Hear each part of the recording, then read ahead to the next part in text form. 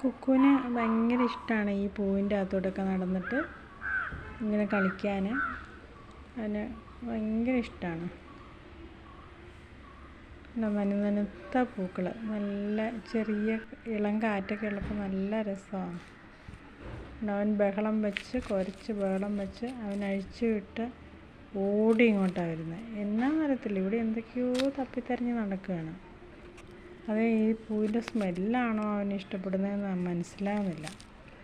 ഇങ്ങനെ തിരഞ്ഞ് നടക്കുന്ന കാണുന്നുണ്ട്. ഒന്നുമില്ല, പക്ഷെ അതിലിങ്ങനെ എന്തൊക്കെയോ ഇങ്ങനെ മണത്ത് നടക്കുന്നു.